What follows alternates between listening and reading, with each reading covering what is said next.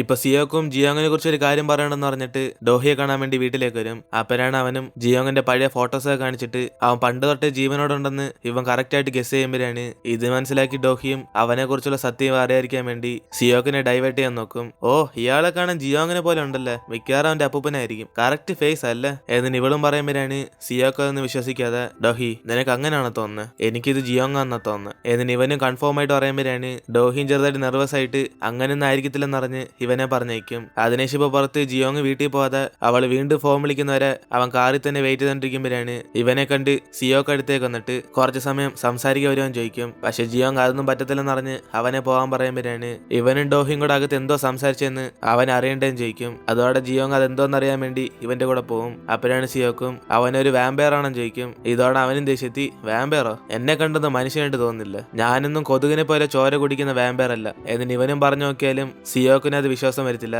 അതുകൊണ്ട് അവനും സത്യത്തിൽ നീ ആരാന്ന് അവനൊരു ദിവസം തെളിയിക്കുന്ന പറഞ്ഞിട്ട് ജിയോങ്ങിനെ വാൺ ചെയ്യും. അതിനുശേഷം ഇപ്പൊ യങ്സിയും ജിയോങ് ഡോഹിയെ കല്യാണം കഴിച്ചാലോചിച്ച് അവള് മൊത്തത്തിൽ വിഷമിച്ചിരിക്കും. അപ്പോഴാണ് ഇവളുടെ ഒരു പാസ്റ്റ് കാണിക്കുന്നത്. അതായത് ഇവളെങ്ങനെ ജിയോങ്ങിനെ മീറ്റ് ചെയ്യുന്ന വെച്ചാൽ കൊച്ചിലെ ഇവളുടെ അച്ഛൻ കുടിച്ചിട്ട് എപ്പോഴും യങ്സിയെ അടിച്ചോണ്ടിരിക്കും. അങ്ങനെ വെള്ളം അടിച്ച ബോട്ടിലെടുത്ത് അവളെ ഒരു ദിവസം കുത്താൻ വരുമ്പോഴാണ് യങ്സിയും പേടിച്ച് ഒരു സ്ഥലത്ത് നിന്ന് ഒളിഞ്ഞിരിക്കും. അപ്പോഴാണ് ഇയാളും പുറത്തേക്ക് വന്നിട്ട് യങ്സി നീ മാത്രം ഇപ്പൊ എനിക്ക് ഒരു ബോട്ടിൽ ബിയർ വാങ്ങിച്ചോണ്ടെന്നില്ലെങ്കിൽ ഞാൻ നിന്നെ വീണ്ടും അടിക്കും എന്നിന് അയാളും ദേഷ്യത്തിൽ ബോധമില്ലാതെ വരുമ്പോഴാണ് യങ്സി അവിടെ ഒളിഞ്ഞിരിക്കുന്നുണ്ട്. ഇയാൾ അടിക്കാൻ വേണ്ടി അടുത്തേക്ക് പോകും. അപ്പോഴാണ് കറക്റ്റ് അതേ സമയം അവിടേക്ക് ജിയോങ് ഒന്ന് തടഞ്ഞിട്ട് ഹലോ നമ്മുടെ കോൺട്രാക്ട് ഇന്നത്തോടെ അവസാനിക്കുക, പോകാൻ റെഡിയാണോ എന്ന് ഇവൻ ചോദിക്കുമ്പോഴാണ് അയാൾ ഇതിനു മുമ്പ് ജിയോങ്ങിനെ കാണാത്ത പോലെ ഏത് കോൺട്രാക്ട്, പൈസ വല്ലാണോ, അങ്ങനെയാണ് ഞാൻ പിന്നെ തരാം, ഇപ്പൊ എനിക്ക് ഇമ്പോർട്ടന്റ് ആയിട്ട് ഒരു കാര്യമുണ്ട് എന്ന് ഇവനും പറയുമ്പോഴാണ് ജിയോങ് അവന്റെ കോൺട്രാക്ട് എടുത്ത് കാണിച്ചിട്ട് അപ്പൊ നിനക്കൊന്നും ഓർമ്മയില്ല, ഞാൻ നിനക്ക് തന്ന പൈസ എല്ലാം നീ വെള്ളം അടിച്ച് ചെലവാക്കി, ഇപ്പൊ നിന്റെ കോൺട്രാക്ട് അവസാനിച്ച് ഇനി ഞാൻ പറഞ്ഞ പോലെ നീ നരകത്തിലേക്ക് പോകണം എന്ന് ഇവനും പറയുമ്പോഴാണ് മറ്റവനും ജിയോങ്ങിനെ അടിക്കാൻ വരുമ്പം ജിയോങ് അവന്റെ പവർ യൂസ് ചെയ്ത്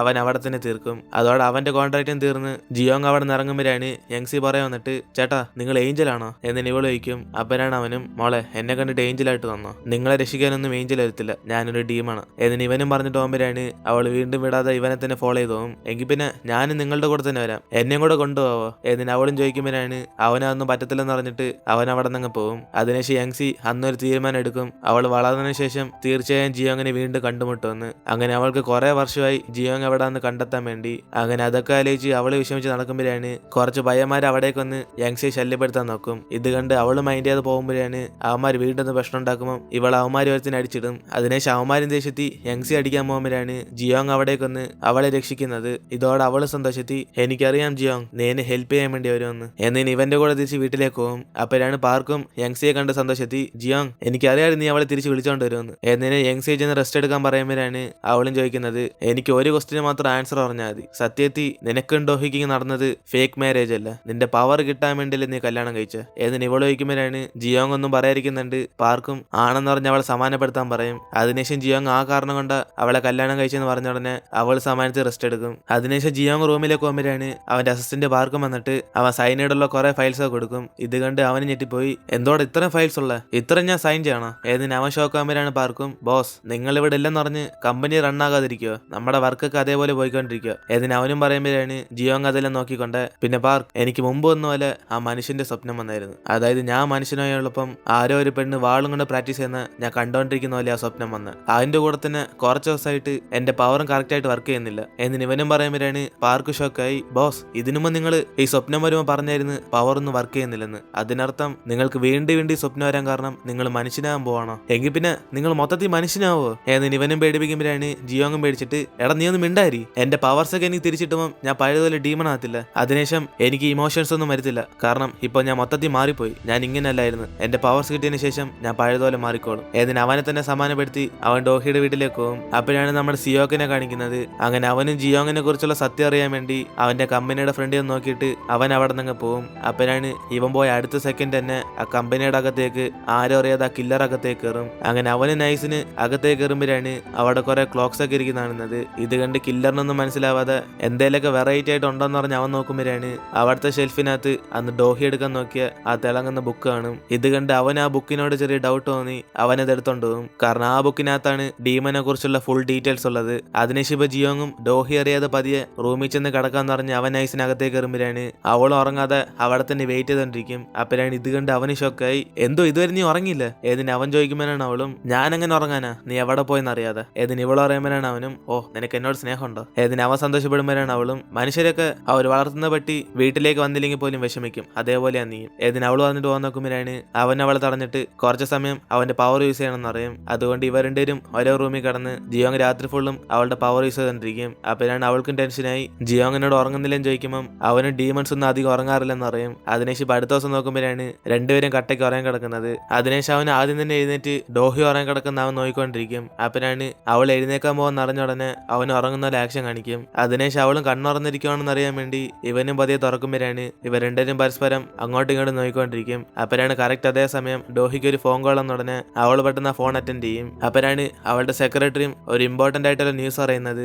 അതായത് സോഷ്യൽ മീഡിയ ഫുള്ള് ഇപ്പം മാഡം ജോ മരിക്കാൻ കാരണം തന്നെ ഡോഹിയാന്ന് പറയും. അങ്ങനെ ഈ ഒരു ഫേക്ക് ന്യൂസ് ആണ് മൊത്തത്തിൽ സ്പ്രെഡായി കിടക്കുന്നത്. ഇവൾക്ക് ആ ചെയർമാൻ പോസ്റ്റ് കിട്ടാൻ വേണ്ടി മാഡം ജോയെ മനഃപൂർവ്വം കൊന്നയാന്ന് പറഞ്ഞ് അങ്ങനെ ഈ ഒരു ന്യൂസ് വൈറലാകാൻ കാരണം തന്നെ ഒരുത്തനാണ്. അങ്ങനെ അവന്റെ പുറകെ ഉള്ളത് മാഡം ജോയുടെ മകനും. അതിനുശേഷം ഈ പ്രോബ്ലം എങ്ങനെ സോൾവ് ചെയ്യണമെന്ന് പറഞ്ഞ് ഇവരൊക്കെ ഡിസ്കസ് ചെയ്തുകൊണ്ടിരിക്കുമ്പോഴാണ് ഡോഹിയും അവൾ ഈ കാര്യം സോൾവ് ചെയ്തതെന്ന് പറഞ്ഞ് സിയോക്കിനെ അവിടെ നിന്ന് പറഞ്ഞിടും. അപ്പോഴാണ് ജിയോങ്ങും ഈ ഫേക്ക് ന്യൂസ് ട്രെൻഡ് ആക്കുന്നതിനെ നേരിട്ടുണ്ട് പിടിക്കാന്ന് പറഞ്ഞ് അവളെ വിളിക്കുമ്പോഴാണ് അവൾ അതിനുമുമ്പ് മാഡം ജോയുടെ മകനെ മീറ്റ് ചെയ്യണമെന്ന് പറഞ്ഞ് ഇവരുടെ അവിടെ നിന്ന് പോകും. അപ്പോഴാണ് കറക്റ്റ് അതേസമയം സെക്രട്ടറി അവിടേക്ക് വന്നിട്ട് ഡോഹിയുടെ അടുത്ത് ഒരു കാര്യം പറയാൻ വേണ്ടി വരും. അപ്പോഴാണ് അവരവിടെ ഇല്ലാത്തണ്ട് അതിനുമ്പ് എവിടെ പോയിന്ന് ഇവര് പിറുവിറുത്തോണ്ട് അവിടെ നിന്ന് പോകും. അപ്പോഴാണ് ഇത് കേട്ട് സിയോക്ക് ഷോക്കായി. അവർ ഇതുവരെ പുറത്തേക്ക് ഇറങ്ങാത്തതുണ്ട് പിന്നെ അകത്തല്ലാതെ എവിടെ പോയെന്ന് പറഞ്ഞ് അവൻ അവിടെ ചെന്ന് നോക്കുമ്പോഴാണ് അവിടെ ഡോഹിയും ജിയോങ്ങിനെ കാണത്തില്ല.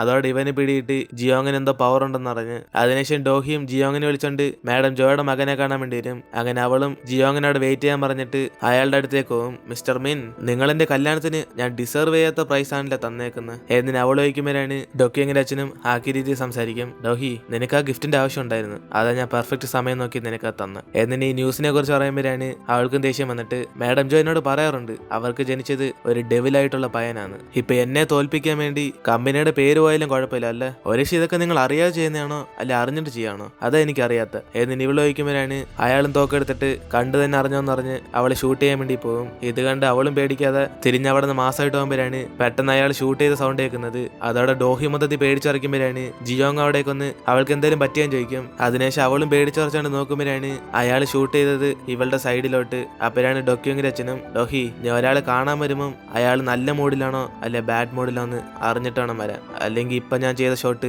വീണ്ടും ഡയറക്ഷൻ മാറത്തില്ല. ഏതിന് അയാളും പേടിപ്പിച്ചോടെ ഇത് കേട്ട് അവളും ഇങ്ങനെ പേടിത്തൊണ്ടനെ പോലെ ബാക്കിൽ നിന്ന് ഷൂട്ട് ചെയ്യാതെ നേരിട്ട് ഫേസ് എന്ന് പറഞ്ഞിട്ട് അവൾ ജിയോങ്ങിനെ വിളിച്ചിട്ട് അവിടെ നിന്ന് പോകും. എന്നിട്ടിപ്പോ ഈ ന്യൂസ് സ്പ്രെഡ് ചെയ്ത് അവനെ കാണിക്കുവാണ്. അങ്ങനെ അവനും സോഷ്യൽ മീഡിയ ഫുള്ളും ഇവള് മാഡം ജോയുടെ മരണത്തിന് അന്ന് തന്നെ ചെയർമാന്റെ സ്ഥാനം കിട്ടാൻ വേണ്ടി ജിയോങ്ങിന് പ്രപ്പോസ് ചെയ്ത കാര്യമൊക്കെ പറഞ്ഞ് അവൾക്ക് ഫുള്ള് നെഗറ്റീവ് കമന്റ് വാങ്ങി തരുമ്പോഴാണ് കറക്റ്റ് അതേസമയം ഇവന്റെ ഇന്റർനെറ്റ് ഒന്ന് വർക്ക് ചെയ്ത് പോകും. ഇതോടെ അവന് കൺഫ്യൂസ് ആയി റീച്ച് കിട്ടുമ്പോഴേ ഇങ്ങനെയൊക്കെ സംഭവിക്കുന്ന പറഞ്ഞ് ദേഷ്യത്തിരിക്കുമ്പോഴാണ് പെട്ടെന്ന് ഇവൻ നോക്കുമ്പോൾ അവിടെ ഡോഹിയും ജിയോങ് കാണും. അതോടെ അവനും പേടിച്ചിട്ട് ഡോഹിയെ തന്നെ നോക്കുമ്പോഴാണ് അവളും പൈസയ്ക്ക് വേണ്ടി ആവശ്യമില്ലാത്ത കാര്യം സ്പ്രെഡ് ചെയ്യുന്നതൊക്കെ എന്തിനാൻ ചോദിക്കും. പക്ഷെ അവൻ ഇവള് പറയുന്നതും കേൾക്കാതെ ഇവ സത്യമത്തേ പറഞ്ഞിട്ടുള്ളെന്ന് അവളെതിരെ സംസാരിച്ചുകൊണ്ടിരിക്കും. അപ്പനാണ് ഇത് മനസ്സിലാക്കി ജിയോങ്ങും എടാ നിനക്ക് എന്തോ ആഗ്രഹം, പൈസ വല്ലതും ആണോ എന്ന് ഇവൻ ചോദിക്കുമ്പോഴാണ് മറ്റവനും അവന്റെ ആഗ്രഹം ഒരു വലിയ സ്റ്റാർ ആണെന്ന് പറയും. ഇതോടെ ജിയോങ്ങും അവനെ വിളിച്ചോണ്ട് ബാങ്കിലേക്ക് ചെന്നിട്ട് ഈ പൈസ മൊത്തം ഇനി അവനാന്ന് പറയും. ഇതോടെ അവൻ ഒരു സെക്കൻഡ് ഞെട്ടിപ്പോയി, നീ മെജിഷ്യനാണോ, ഇതൊക്കെ സത്യമാണെങ്കിൽ പൈസ ഫുൾ എനിക്കാ. ഏതിന് അവന് സന്തോഷപ്പെടുമ്പോഴാണ് ജിയോങ്ങും അവനെ ബ്ലാക്ക് മെയിൽ ചെയ്യാൻ തുടങ്ങും. എടാ നീ ഇപ്പം ബാങ്ക് ലോക്കറിലായിരിക്കുന്നത്, ഞങ്ങൾ നിന്നെ ഇവിടെ ആക്കിയിട്ട് പോവാണ്,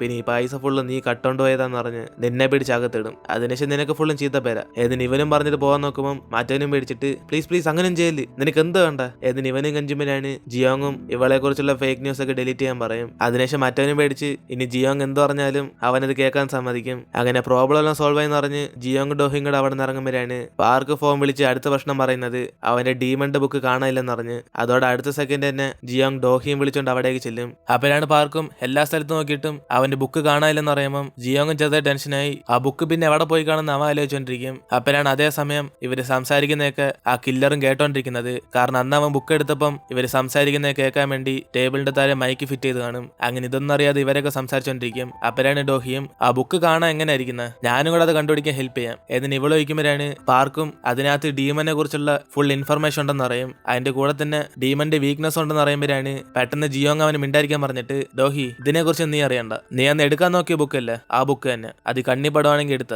എന്ന് ഇവൻ പറയുമ്പോഴാണ് അവളും ഓ അപ്പൊ ഡീമൺസിന് വീക്ക്നെസ് ഒക്കെ ഉണ്ടല്ലേ, എങ്കിൽ പിന്നെ എനിക്ക് നിന്നെ കുറിച്ച് ഫുൾ അറിയണം, ആ ബുക്ക് ഞാൻ അതിന്ന് കണ്ടുപിടിക്കട്ടെ എന്ന് ഇവള് കുറച്ച് ഇൻട്രസ്റ്റോട് പറയുമ്പോഴാണ് അവനും ചെറുതായിട്ട് പേടിച്ചിട്ട് നീ എന്തിനീ പറയുന്നത്, നീ എന്നാ ബുക്ക് തപ്പണ്ട ഞാൻ തന്നെ കണ്ടുപിടിച്ചോളാം എന്നിന് അവരുടെ സംസാരിച്ചോണ്ടിരിക്കും. അപ്പോഴാണ് അതേസമയം ഇതെല്ലാം കില്ലറും കേട്ടിട്ട് അപ്പൊ ജിയോങ്ങിന് വീക്ക്നസ് ഉണ്ടെന്ന് പറഞ്ഞ് അവൻ അതിനെ കുറിച്ച് പഠിക്കാൻ തുടങ്ങും. അപ്പോഴാണ് അവരും ഡോഹിയെ തൊട്ടാൽ മാത്രമേ ഇപ്പൊ ജിയോങ്ങിന്റെ പവർ വർക്ക് ചെയ്യത്തുള്ളൂ എന്നൊക്കെ സംസാരിച്ചുകൊണ്ടിരിക്കുമ്പോഴാണ് കില്ലറിന് അവസാനമായിട്ട് ജിയോങ്ങിനെ കൊല്ലാൻ വേണ്ടി ഒരു പ്ലാൻ കിട്ടും. അതായത് ഡോഹി ഇല്ലാത്ത സമയം നോക്കി അവനെ കൊല്ലാൻ. അതിനുശേഷം ഇവരന്വേഷിച്ച് ആ ബുക്ക് കിട്ടാത്തോണ്ട് അസിസ്റ്റന്റ് വാർക്കും പെട്ടെന്ന് യങ്സിയുടെ ട്രെയിനിങ് കാണാൻ പോകാന്ന് പറഞ്ഞിട്ട് ഇവർ മൂന്നുപേരും കൂടെ അവിടേക്ക് ചെല്ലും. അങ്ങനെ ഇന്ന് രാത്രി അവൾക്കൊരു പെർഫോമൻസ് ഉണ്ട്. അങ്ങനെ അതിനുവേണ്ടി അവളും അവസാനമായിട്ട് പ്രാക്ടീസ് ചെയ്യുമ്പോഴാണ് ജിയോങ്ങും അവളുടെ സ്റ്റെപ്സ് ഒക്കെ കാണുമ്പോൾ അവൻ ഇതിനും വന്ന സ്വപ്നത്തിൽ വാളും കൊണ്ട് പ്രാക്ടീസ് ചെയ്ത ആ പെണ്ണിനെ ഓർമ്മ വരും. അതോടെ അവനും കുറച്ച് കൺഫ്യൂസ് ആയി അവിടെ നിന്ന് ഇറങ്ങി പോകുമ്പോഴാണ് ഇത് കണ്ട് യങ്സിയും ചെറുതായിട്ട് അപ്സെറ്റ് ആയിരിക്കും. അതിനുശേഷം ഡോഹിയും അവളുടെ പെർഫോമൻസ് കിടിലായിരുന്നു പറഞ്ഞ് യങ്സിയെ പൊക്കി പറയുമ്പോഴാണ് അവൾ ഇവളെ മൈൻഡ് ചെയ്ത് അവിടെ നിന്ന് പോകും. അതിനുശേഷം ഡോഹിയും ജിയോങ്ങിനെ കണ്ട് മീറ്റ് ചെയ്ത് അവളുടെ പെർഫോമൻസിനെ കുറിച്ച് ഒന്നും പറയാതെ എന്തിനാ പുറത്തേക്കൊന്നും ചോദിക്കുമ്പോഴാണ് അവൻ അതിനൊന്നും ഉത്തരം പറയാതെ ഡോഹി വാ നിന്നെ ഞാൻ വീട്ടിൽ കൊണ്ടാക്കാം, ഇന്ന് രാത്രി ഇവിടെ പെർഫോമൻസ് ഉള്ളതുകൊണ്ട് ഞാൻ ഇവിടെ തന്നെ നിൽക്കണം, അതുകൊണ്ട് നിന്നെ ആദ്യം സേഫ് ആയിട്ട് വീട്ടിൽ കൊണ്ടാക്കാം. ഏതിന് അവനെ അവളെ വിളിച്ചോണ്ട് പോകാൻ നോക്കുമ്പോഴാണ് വീണ്ടും അവന്റെ പവർ ഒന്നും വർക്ക് ചെയ്യത്തില്ല. അതിനുശേഷം അവന് വീണ്ടും ട്രൈ ചെയ്തോണ്ടിരിക്കുമ്പോൾ മറ്റേ ഇവനെ കൊല്ലാമെന്ന ഗ്രൂപ്പ്സ് അവിടേക്ക് വരും. ഇതോടെ ജിയോങ് ടെൻഷനായി. ഷടാ ഈ സമയത്താണ് ഇവന്മാർ വരുന്നത്, എന്റെ പവർ ഇപ്പൊ വർക്ക് ആവുന്നില്ല.